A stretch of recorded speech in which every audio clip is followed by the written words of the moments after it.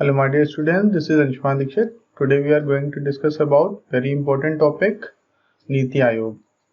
नीति आयोग जैसा कि आप सभी जानते हैं कि प्लानिंग कमीशन का सक्सेसर है, रिप्लेसमेंट है और इसको बनाने का उद्देश्य प्राइम मिनिस्टर नरेंद्र मोदी का ये था कि क्योंकि योजना आयोग यानी planning commission top down approach पे काम करता था, यानी कि वो पॉलिसीज बनाता था और डिसीजन बनाता था, नीतियां बनाता था और उनको सारे स्टेट्स को फॉरवर्ड कर देता था इम्प्लीमेंट करने के लिए।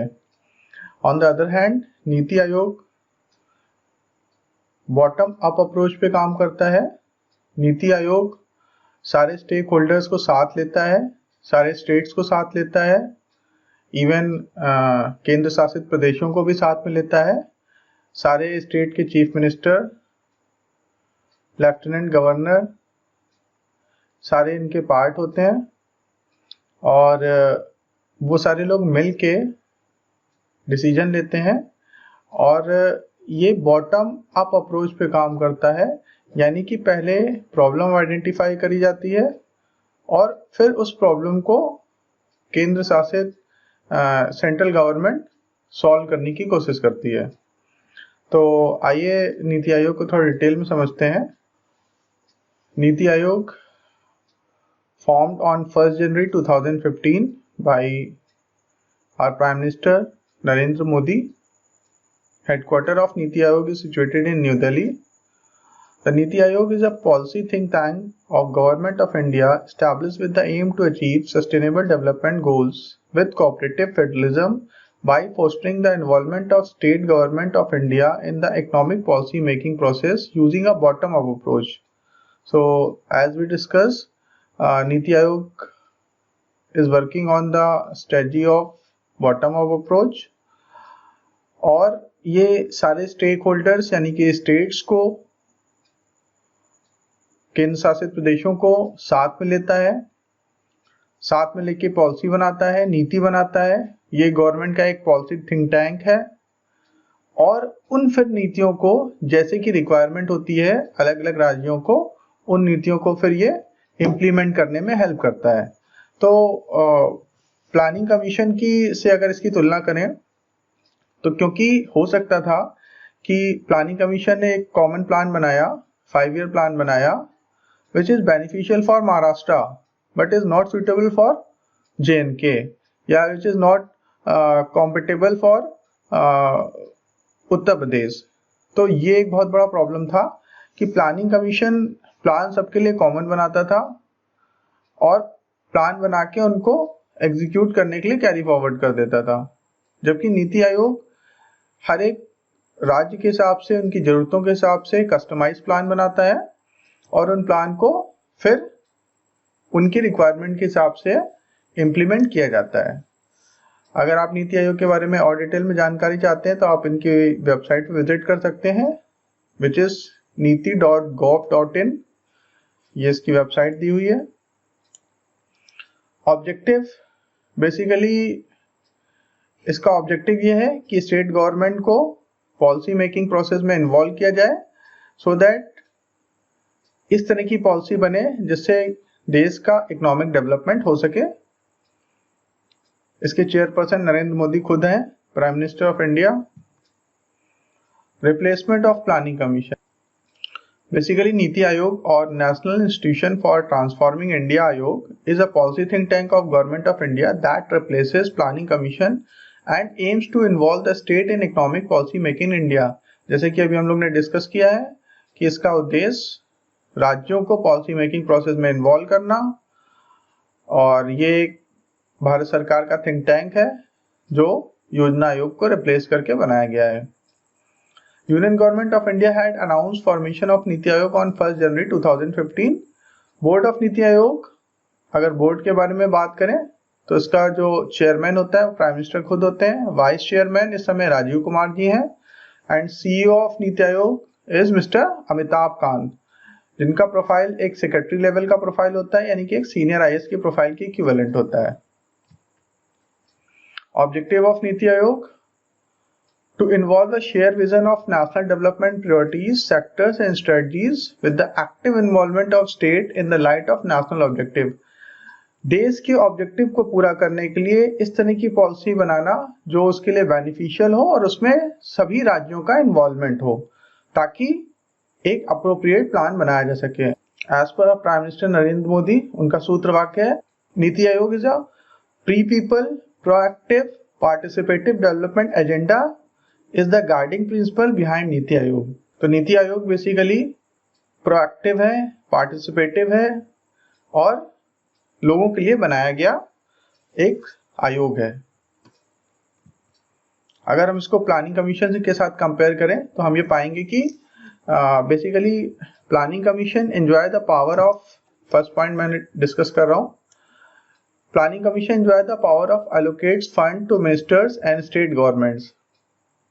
बेसिकली प्लानिंग कमीशन योजना आयोग जो पंडित जवाहरलाल नेहरू ने बनाया था, और लोगों का कहना था, उनके अपोजिशन के लोगों का ये कहना था कि पंडित नेहरू ने फाइनेंस को, फंड एलोकेशन को, फंड पे कंट्रोल करने के लिए, उसको अपने हाथ में रखने के लिए प्लानिंग कमीशन बनाया था, ताकि जो काम और फाइनेंस मिनिस्ट्री जो काम करती है वो काम प्लानिंग कमीशन करने लगे। और क्योंकि प्लानिंग कमीशन का चेयर प्रधानमंत्री खुद होता है, तो एक तरह से फंड्स के सारे कंट्रोल प्राइम मिनिस्टर के पास आ जाएंगे।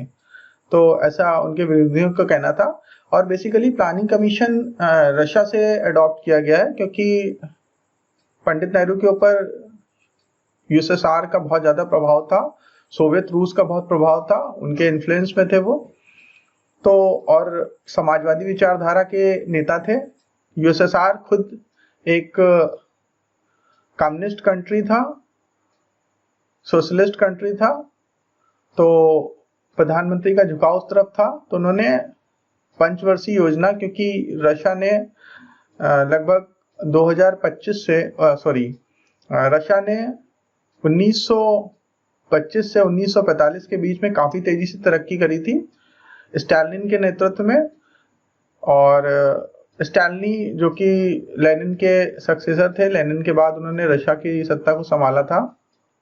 और लेनिन ने वहां के लोगों को, रूस के लोगों को जो समाजवाद की विचारधारा का लॉलीपॉप देके एक तरह से लोगों का भरोसा हासिल किया था, स्टालिनी ने उसको बहुत कुचल दिया, लाखों लोगों को मारा गया और एक जो गवर्नमेंट कहती थी वही करना पड़ता था। सेम यही चीज चाइना में भी हुई माओ से तुंग के नेतृत्व में।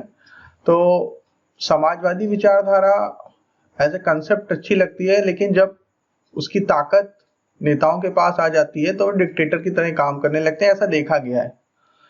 तो स्टालिनी ने लेकिन एक चीज काफी अच्छी करी थी, क्योंकि उनका एक तरह से डिक्टेटरशिप चलता था, तो उन्होंने बहुत लोगों का कत्लेआम किया, लेकिन रशिया को उन्होंने एक सुपर पावर बना दिया। और सेकेंड वर्ल्ड वॉर के समय यूएसएसआर एक काफी बड़ी ताकत बन के उभरा। तो वहां से इस प्लान को लिया गया था, प्लानिंग कमीशन को, पंचवर्षीय योजनाओं को, वहां पे पंचवर्षीय योजनाएं बनाई जाती थी।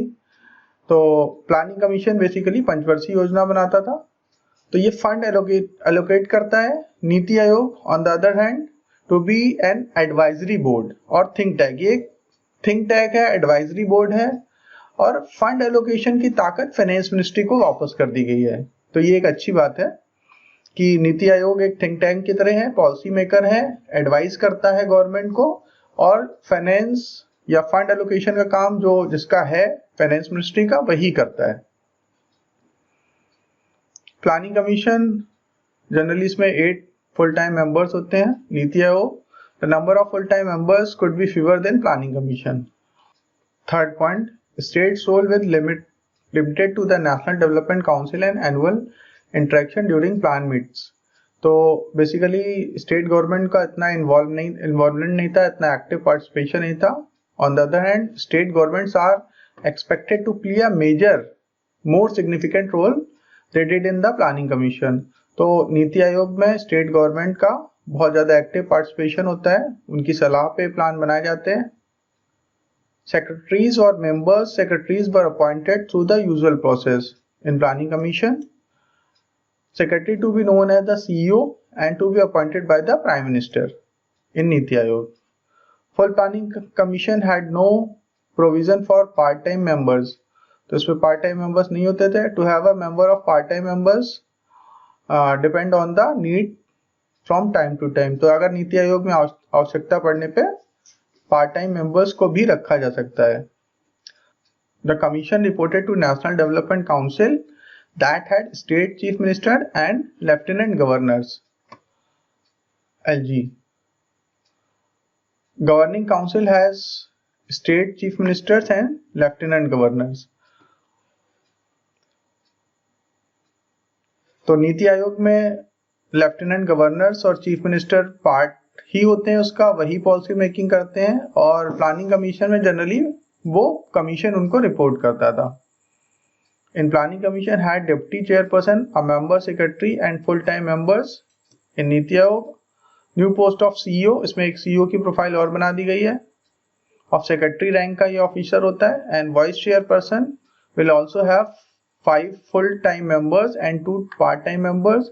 4 cabinet minister will serve as ex officio members. तो ये इसका पूरा बोर्ड है.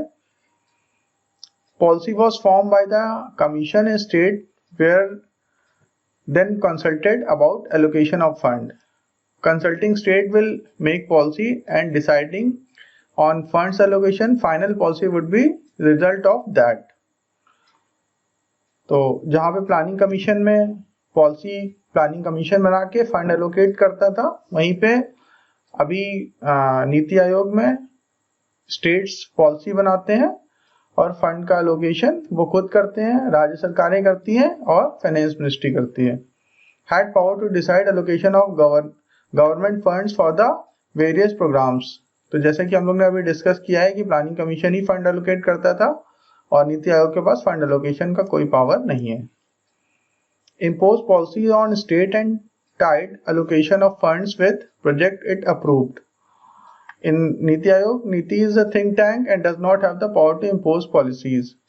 ये बेसिकली थिंक टैंक है और ये पॉलिसियों को इम्पोज नहीं कर सकता है, जबकि प्लानिंग कमीशन के पास ये राइट था कि वो पॉलिसी को इम्पोज करता था, डिक्टेट करता था और साथ ही साथ फंड भी एलोकेट करता था. तो नीति आयोग के पास ना ही फंड एलोकेशन का पावर है और ना ही पॉलिसी को इम्पोज करने का पावर है. जनरली नीति आयोग में चीफ मिनिस्टर्स और लेफ्टिनेंट जनरल्स खुद ही, लेफ्टिनेंट गवर्नर्स खुद ही पॉलिसी बनाते हैं, तो डेफिनेटली वो उसको फॉलो करेंगे. Functions of NITI Aayog: to enhance the involvement of state in decision making process by fostering cooperative federalism.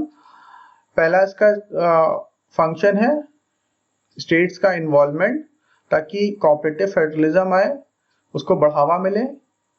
Next, to promote innovation, knowledge and entrepreneurial support system through a collaborative community of nation and international experts. इसमें national international experts, collaboration, state government का participation करके ज़्यादा से ज़्यादा innovation, knowledge, entrepreneurial support system develop किया जाता है ताकि देश ज़्यादा से ज़्यादा फाइनेंशियल तरक्की कर सके, देश का विकास हो, आर्थिक विकास हो और सामाजिक विकास भी हो. Next point, third point, incorporating national security in economic strategies and policies. Next function, to maintain state-of-art resource center for best practice in the sustainable and equitable development, promote good governance.